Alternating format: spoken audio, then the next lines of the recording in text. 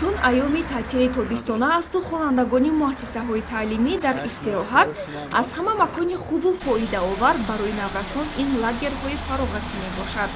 чунин як истироҳатгоҳи қулайро Федерацияи футболи Таджикистон барои наврасони футболдӯст дар дараи зебоманзари Алмоси роҳандозӣ кардааст. имрӯз гурӯҳи якум иборат аз 35 нафар роҳ гирифтанд сӯи Алмоси.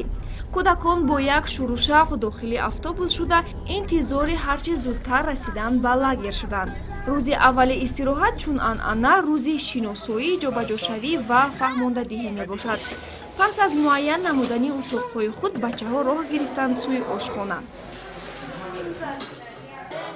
дар ин ҷо дар як рӯз 4 маротиба ошпазҳои моҳир хӯрокҳои болаззат ва асосан серғизоро омода мекунанд. чун бештар наврасон ба варзиш машғул мешаванд, ин навъи хӯрок барои организми онҳо фоидаовар арзёбӣ мешавад. идрис аъзои аз ҳама хурди ин гурӯҳ аст.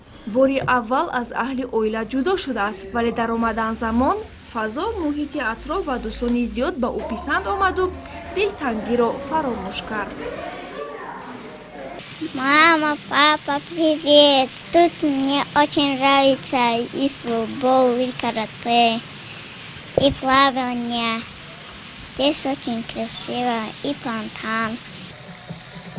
дар лагери кӯдаконаи Алмосӣ ғайр аз истироҳату фароғат бачаҳо ба варзиш машғул хоҳанд шуд. ҳамчунин маҳфилҳои ҷолиби варзишӣ, мусобиқаҳои солимгардонӣ ва саёҳат дар дараи Алмосӣ аз зумраи барномаҳои лагеранд. Лагерь рассчитан на 10 дней. Сейчас в лагере участвует 35 детей. В программу лагеря включены двухразовые тренировки, товарищеские игры с другими командами, поход в горы, плавание. То есть дети будут развиваться всесторонне. Мы также планируем запустить второй поток. Он стартует у нас 17 июля. Ну и планируем в дальнейшем, в следующем году уже на международный уровень хотим выйти. То есть с Узбекистана детишек приглашать, с Киргизии, с ближних стран.